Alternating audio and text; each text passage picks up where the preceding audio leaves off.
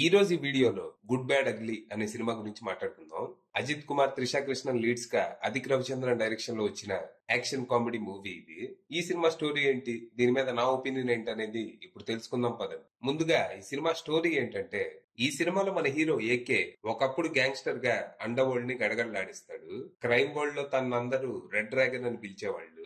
చాలా కాలం ఎదురులేని గ్యాంగ్స్టర్ గా under world ని ఏలాక ఒక రోజు తన భార్య పిల్లోడి కోసం అన్ని వదిలేస్తాడు.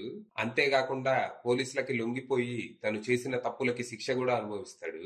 అలా ఆల్మోస్ట్ 17 ఏళ్ల తర్వాత శిక్ష పూర్తి చేసుకొని ఏకే జైలు నుంచి రిలీజ్ అవుతాడు. ఇక తన లైఫ్ లో క్రైమ్ చాప్టర్ క్లోజ్ అయిపోయింది. తన భార్య కొడుకుతో మిగిలిన జీవితాన్ని ఆనందంగా గడపటమే అని తను ఇంటికి తిరిగి వస్తే అక్కడ తన కొడుకు ఒక పెద్ద ప్రాబ్లం లో ఇరుక్కొని తనకి వెల్కమ్ చెప్తాడు. స్పెయిన్ లో ఉండే జానీ అనే ఒక రూత్లెస్ గ్యాంగ్స్టర్ ఏకే కొడుకుని ట్రాప్ చేసి ఓ డ్రగ్ కేసులో ఇరికిస్తాడు. దాంతో ఏ కొడుకు జీవితం బాగుండాలి అని తను అన్ని వదిలేశాడో ఇప్పుడు అదే కొడుకు కోసం మళ్లీ మొదలెడతాడు. అండర్ వరల్డ్ లోకి మళ్లీ తుఫాన్ రాబోతుందని గ్యాంగ్స్టర్స్ అందరికి హెచ్చరిక జారీ చేస్తాడు.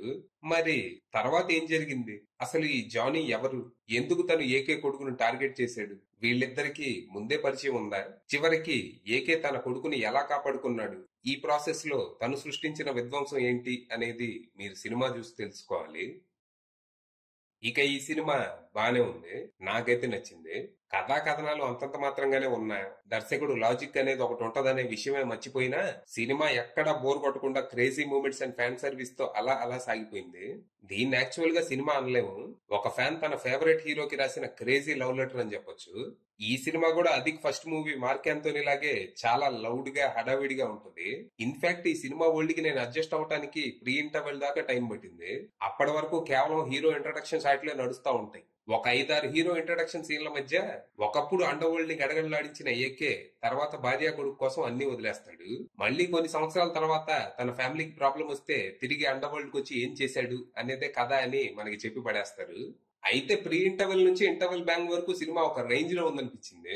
ఏకే అండర్ వరల్డ్ కి తిరిగి వచ్చాక పిల్ల బచ్చా డానుగాడికి వార్నింగ్ ఇవ్వటం, గుండు కావాలా బ్యాంక్ కావాలా అని తనతో ఆడుకోవటం భలే ఉంటాయి అసలు. ఇక సెకండ్ హాఫ్ లో మ్యాడ్నెస్ నెక్స్ట్ లెవెల్ కి వెళ్తది. అంటే ఇక్కడ ఏం ఉండదు, జస్ట్ హీరో విలన్ తన్నుకోవటమే. దాన్నే ఫ్యాన్స్ పండగ చేసుకునేలా క్రేజీగా ప్రెజెంట్ చేశారు. ఇక్కడ సెకండ్ హాఫ్ లో అసలు ఏకే డాన్ గా ఎలా ఎదిగాడు అనే ఫ్లాష్ బ్యాక్ ఒకటి చూపిస్తారు. అది భలే హిలేరియస్ గా ఉంటది. అంటే అప్పుడప్పుడు మనం బయట కొంతమందిని చూస్తా ఉంటాం, ఇద్దరు ఫ్యాన్స్ కూర్చొని తమకు నచ్చిన హీరో గురించి ఏవేవో మాట్లాడుకుంటూ మావాడింతా మావాడంతా అని గొప్పలు చెప్పుకుంటూ ఉంటారు కదా. అలాంటిదే ఇక్కడ ఈ ఏకే ఫ్లాష్ బ్యాక్ అనమాట. తన ఫేవరెట్ హీరోకి అదిక్ చేసే భజన, అది సెల్ఫ్ అవేర్ గానే. ఇక సినిమా క్లైమాక్స్ అయితే నన్ను కొంచెం డిసప్పాయింట్ చేసింది. మరి ఎక్స్పెక్ట్ చేసిన రేంజ్ లో అయితే లేదు. ఇక్కడ విఎఫ్ఎక్స్ కూడా అంతంత మాత్రంగానే ఉన్నాయి. ఈ సినిమాలో నాకు క్లైమాక్స్ తో పాటు త్రిషా క్యారెక్టర్ కూడా నచ్చలేదు. తను స్క్రీన్ మీదకి వచ్చినప్పుడల్లా మనకి అబ్బా వచ్చిందయ్యా యదవసోది చెప్పడానికి అని అనిపిస్తానే ఉంటది. అంటే రాయటం ఆ క్యారెక్టర్ అంత దరిద్రంగా రాశారు, ఏం చేస్తాం, ఫోకస్ అంతా ఏకే మీదే కదా. మొత్తంగా ఈ సినిమాలో పాజిటివ్స్ ఇవి నెగిటివ్స్ ఇవి అని చెప్పడానికి అయితే ఏం లేదు. ఇది జస్ట్ అజిత్ కుమార్ అనే స్టార్ ని సెలబ్రేట్ చేసుకోవడానికి తీసిన సినిమా. అయితే జస్ట్ ఫ్యాన్సే కాదు, అజిత్ గురించి కొత్త గొప్ప తెలిసిన వాళ్ళు కూడా ఈ సినిమాని బాగానే ఎంజాయ్ చేసే అవకాశం ఉంది. ఇంచుమించు ఇదే కాన్సెప్ట్ తో నెక్స్ట్ సుజిత్ మన ఓజీతో వస్తున్నాడు, వెయిటింగ్.